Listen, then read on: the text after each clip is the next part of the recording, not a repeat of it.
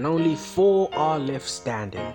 The Women's Africa Cup of Nations has reached its penultimate stage, and after a thrilling, entertaining and simply fun to watch quarterfinals, the 4 that remain are 4 of Africa's best, vying all for continental glory. It's been a fantastic tournament in Morocco. It's been a great show of the women's game, and it's shown just how the women's game has become all the more competitive, more captivating, and all the more entertaining. And from now till the final, it's gonna be all fun and games. Well, for those who win, of course. Hi, I'm the Football Otaku, and welcome to my video. And in this video, I will be previewing the Women's Africa Cup of Nations semi-final. I'll be predicting the semi-finals. If you guys are loving the content, don't forget to like, to share, subscribe, all that wonderful stuff, so that you guys let me know that you're rocking with the content. Anyway, enough of me just yapping and talking all this malarkey. Let's get on with the video, starting with the hosts Morocco versus Ghana. Morocco have been moving along quite nicely during this tournament, and it seems that in their last game against Mali, they really shook off those jitters and were able to play almost a perfect knockout game against the Eagles. They took the lead well early into the game and never really looked troubled. I mean, Jebri, the striker, was able to get her goal. It was a penalty, and they really looked in control and really looked like Mali were challenging them and looked like they were going to get a result. It was a performance, it was a perfect performance from the Atlas Lionesses, which will see them through to yet another semi-final on home soil. They will be facing Ghana, a team who returned to the semi-finals for the first time since 2018, but they needed penalties to get past Algeria. It was a game that was incredibly even, a game that needed penalties, a game that was two teams really canceled each other out and didn't really give themselves a lot to create.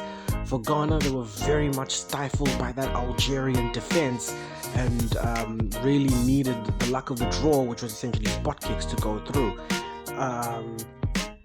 Also, they will be having players, I feel, that will worry the Moroccans. I mean, Morocco, though getting better as the tournament progressed, at times did show a bit of vulnerability in defense, especially against the Mali team, who themselves are pretty enterprising in attack. So I feel that's where probably Ghana will get their joy, but they know that it won't be a very easy game, especially in front of a packed crowd at the Stade Olympique in Rabat, and especially in front of a very expectant home country and in front of a very, very good side.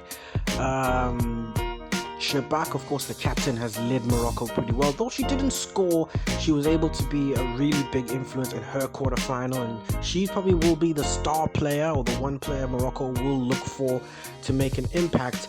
While for Ghana, they will be looking towards their star Boye, who scored who scored her penalty in the quarterfinal and scored against Tanzania. She's become a bit of the face of the team, and has really been a bit of an influence on the side, and has become a bit of a star amongst the Ghanaian team. And I feel that they will see her as their best hope of causing an improbable upset.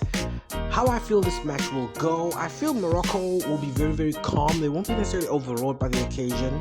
A lot of them, like I said, will be survivors from the last Cup of Nations, which was, 2 years ago, and they'll be playing at home, and they'll definitely will have the crowd on their side.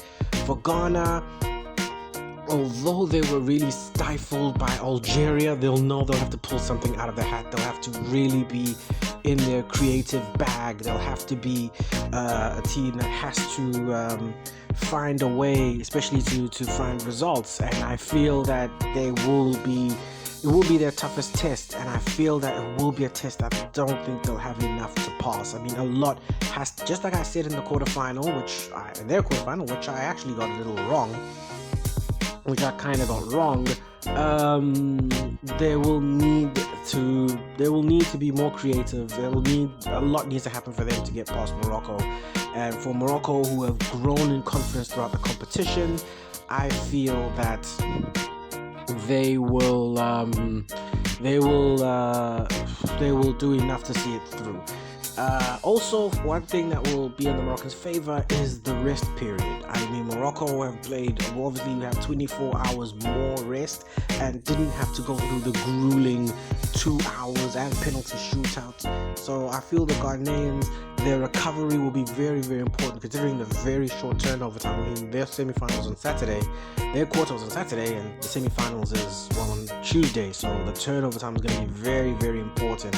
I feel Morocco, being the fresher of the two sides, will eventually grind Ghana down and will eventually get the win.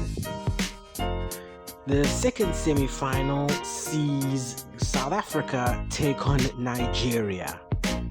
The biggest rivalry in women's football, the two long-established giants of the women's game, Banyana Banyana and the Super Falcons, a tale as old as time.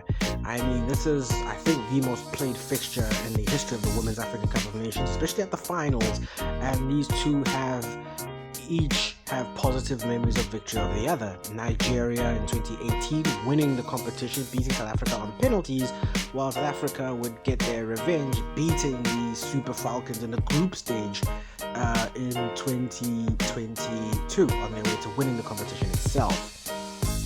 For Nigeria, they dismantled Zambia 5-0. Well, even game, I said. Tie of the round, I said. Well, the Super Falcons put that to bed, essentially winning the game inside the first 45 minutes, being 3-0 up. They would tie up the match by winning 5-0, the heaviest victory of the competition so far, seeing them through to yet another semi-finals. While Banyana Banyana had it the hard way against Senegal, I mean, grinding out a 2 hours goalless draw and eventually winning it on penalties. I mean, Andile Sticks Lamini channeling her inner Ronwyn Williams and saving two of the Senegalese penalties on their way to yet another semi-finals. These are two teams who are very, very different trajectories. I mean, the narrative I think I've always painted with Nigeria at this tournament has been they're a team that's going to get better over time. They're a team that, although will look a little unstable or a little, in the groups, underperform in the groups, but they are going to get better when the stakes get higher, and that is the semi-finals, and they definitely look that. The game against Zambia was by far their best game of the tournament. They were calculating, cold, efficient.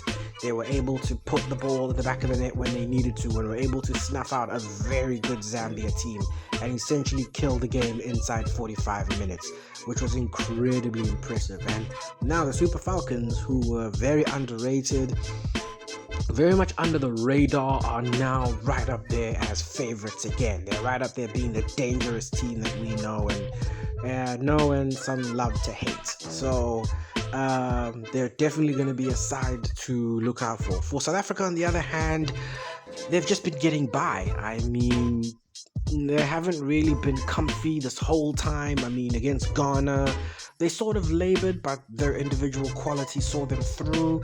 Tanzania, again, the one thing with Banyana has been individual quality. It's not that they can't play well as a team, but a lot of the times they've been bailed out of very awkward situations by having that good individual quality. I mean, again, against Ghana, they sort of struggled inside that first half an hour, but eventually came through individual quality, like some Chivensia Posinwe, breaking the deadlock, and from there on, it was always going to be up for Banyana. Against Tanzania, they were able again to get a goal at a very crucial time, and then against Mali, they were able to sort of spread their wings.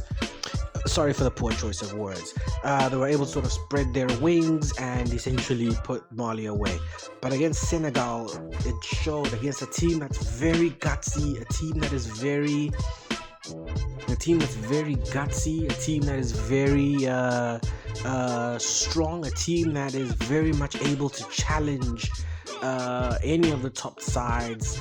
It showed that they can be vulnerable. There were times where Banyana did show signs of vulnerability, and also times where they really struggled to unlock Senegal's defense. I mean, say what you want about the unfair penalty calls, but you could really see at times they were struggling to unlock that defense. and eventually it needed individual quality to see themselves over the line with Andile Dlamini's penalty heroics. That's been getting them by all tournament long. It's going to be very, very interesting to see how they match up against this Nigeria side. My player to watch has definitely been Ashley Plumtree. The Saudi-based defender has been playing very well at this tournament. She's been very, very solid. She's been very much the one to watch throughout this competition, and even with all the sort of stars in the team, or sort of the attacking sort of quality, she's been that rock solid in defense that Nigeria have been able to build that consistency on. For South Africa, I would definitely say their defender, the player to look out for, is also a defender, Mbane. She scored the winning penalty against Senegal, but also she's also a defender in her late 30s, 35, and she's been playing this tournament the way a veteran plays this tournament. Very, very well, very, very assured. She was able to really contest and able to sort of shackle Senegal's aerial presence in the box, especially where they were playing to hurt South Africa. She was able to stop there, and she was able to impose herself there and to keep Senegal quiet, to keep a lot of their attackers quiet. So it's going to be very, very interesting to see how those two, if either one or both of them, whoever between the two of them has a better day at the office, will definitely swing the game in their favor. This match